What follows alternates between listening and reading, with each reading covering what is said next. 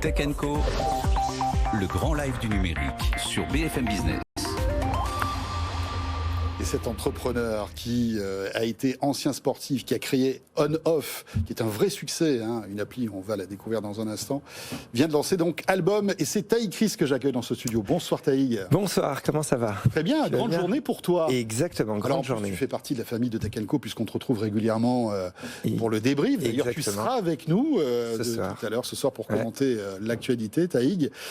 Donc un grand jour pour toi puisque tu as fait une petite keynote où tu as présenté en fait une nouvelle application qu'on va découvrir qui s'appelle Album. C'est écrit sur ton suite, mais peut-être auparavant revenir rapidement sur ton parcours. Bien sûr. Parcours étonnant. Ancien sportif de haut niveau, sportif de l'extrême, voilà, la Tour Eiffel, premier étage, le saut en roller. C'est en roller. Des millions de gens qui ont vu ça à la télé. Exactement. C'était sur W9 à l'époque, je m'en souviens. Et aussi un peu de télé avec plein d'émissions que je présentais. Donc j'ai eu vraiment plein de vies. Il y a des trucs aussi que les gens ne savaient pas quand j'étais plus jeune. J'étais même magicien professionnel. Donc j'ai eu. Alors un jour, il va falloir que tu viennes nous faire un tour de magie. Quand tu veux, j'ai toujours. T'as toujours le. Ah bah bien sûr, je fais des spectacles souvent pour les copains. Mais du coup, voilà, j'ai rebondi après le sport et un peu la télé, etc. dans l'entrepreneuriat avec le lancement d'On-Off. Donc pour rappel, On-Off, c'est l'application qui permet d'avoir un deuxième numéro en un clic sur son portable. Sans avoir une deuxième carte SIM. Sans avoir une deuxième carte SIM. Donc c'est hyper pratique. Les gens qui veulent vendre leur voiture sur le bon coin, ils prennent un numéro temporaire pour vendre la voiture. Une fois qu'ils l'ont vendu, ils jettent le numéro ou un numéro professionnel, etc. Et la boîte a énormément grandi parce que maintenant on est 60, on est rentable, on double quasiment notre chiffre d'affaires tous les ans. Donc énormément de positivité là-dessus. Et j'arrête pas du tout de cette boîte. Je la continue avec toutes les perspectives qui sont incroyables et c'est un énorme challenge. C'est juste que j'aime m'augmenter un peu plus les challenges et donc j'ai décidé de créer une deuxième boîte en parallèle. Donc tu vas être 2 fois CEO. Exact, je suis 2 fois CEO. C'est ça, bravo. Exactement. Et donc, et cette deuxième appli, c'est Album, on va la découvrir dans un instant.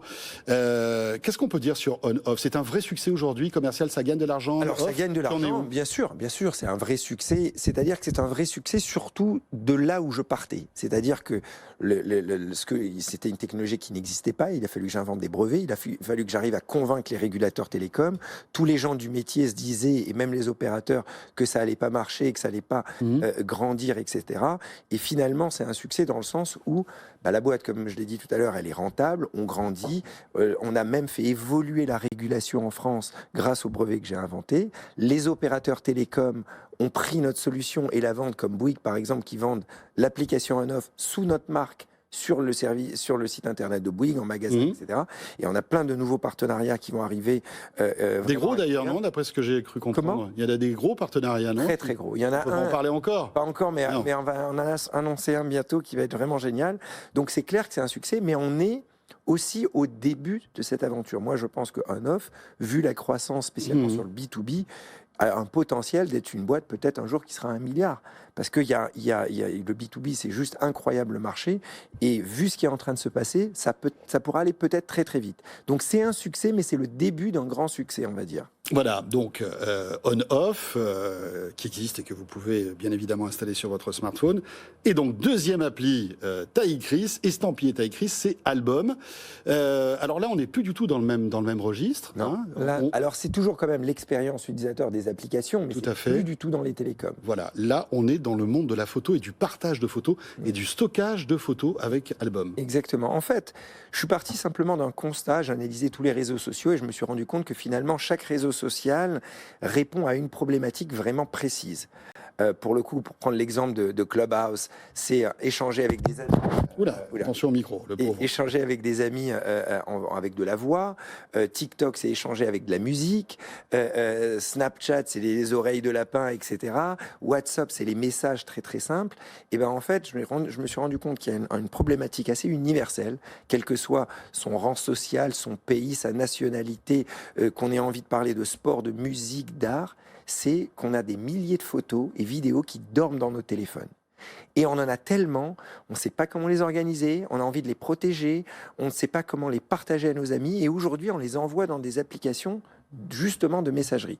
Donc mon constat, c'était simplement de ne pas réinventer la roue, parce qu'il existe des applications qui permettent de partager les photos. Bien sûr. Après, il y a même Google Photos. Google Photos, etc. Voilà, il y a Amazon qui stocke des photos. Voilà. Tous les géants du web aujourd'hui ont leur appli de sauvegarde. Mais il n'y en a aucun qui a réussi à vraiment craquer ce modèle. La preuve, si vous demandez dans la rue quelle est l'application de photos pour partager les milliers de photos qui dorment dans nos téléphones, personne dira la même application, et même il y a les gens, ils diront qu'ils utilisent leur téléphone natif.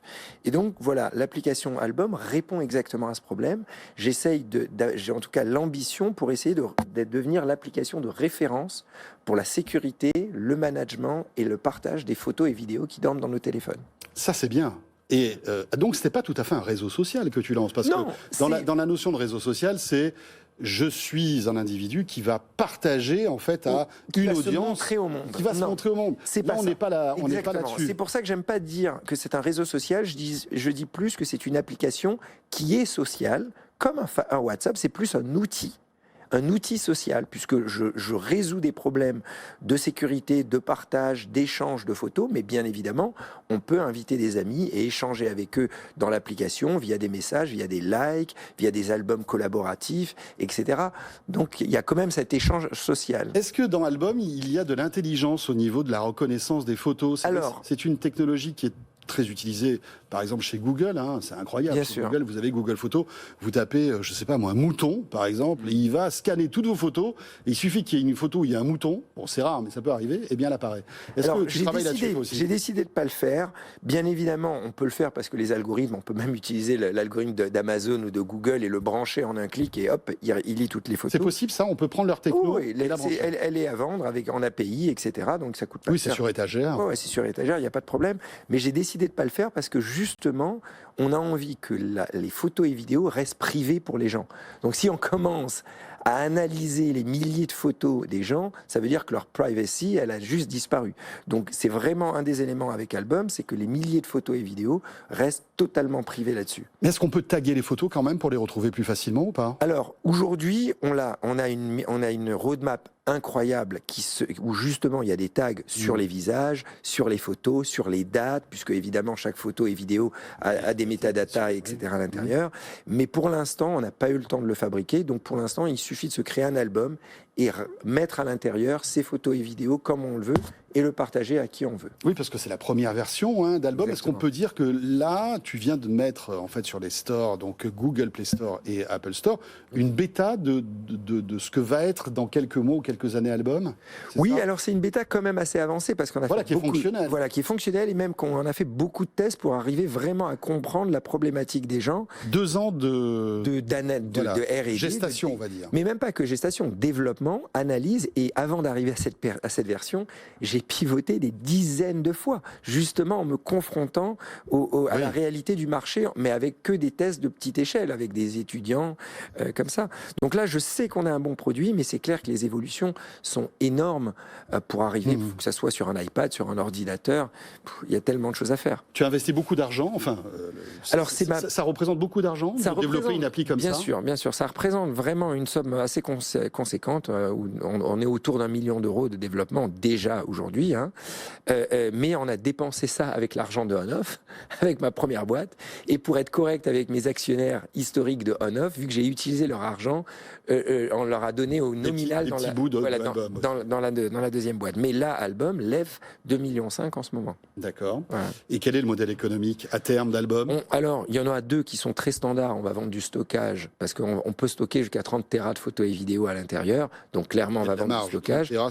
Mais on va pas faire beaucoup d'argent là-dessus parce qu'il faudra qu'on soit compétitif avec les autres. On va vendre des albums papier qu'on va recevoir à la maison. Ça, c'est génial parce que on part au ski en groupe de potes. Chaque pote met les photos à l'intérieur et là, on l'imprime et chacun, on le reçoit à la maison. Et il y aura sûrement un moment où on mettra de la pub. Par contre, la pub sera sur un modèle beaucoup plus à la Spotify, c'est-à-dire si c'est gratuit, vous avez de la pub. Pour financer le service. Pour financer le service. Et si vous payez un fee par mois, 5 euros, quoi que ce soit, un peu à la Spotify, là, vous avez pas du tout de pub dans vos albums. Et du stockage supplémentaire. Exactement. Pour stocker ces photos. Mais pour l'instant... En plus, les photos peuvent être stockées sans compression. Aucune compression. Ah oui, on garde totalement. Parce que rappelons que Google, justement, va contre-courant et va bientôt arrêter le stockage illimité. Oui, c'est déjà le cas, je crois. Alors non, je crois que c'est à partir du 30 mai ou du 30 juin. Ah ok. Et puis en plus, c'était pas du stockage en version haute qualité, c'était des photos qui étaient quand même relativement compressées. Exactement. Et bien voilà, bon vent donc à Album. Albums, donc sur le site internet, c'est album.app.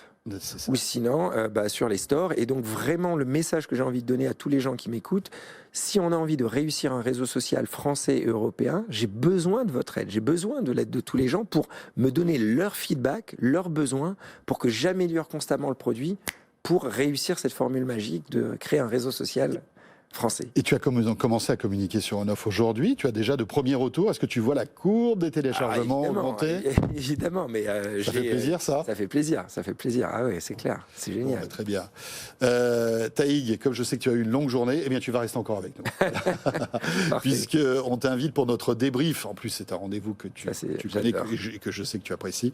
Ça va être le débrief de l'actu dans un instant avec Frédéric Simotel et Séverin Naudet qui nous rejoignent. Allez, on va ensemble tchatcher sur l'actu tech de ces derniers jours. À tout de suite, c'est Tech & Co sur BFM Business.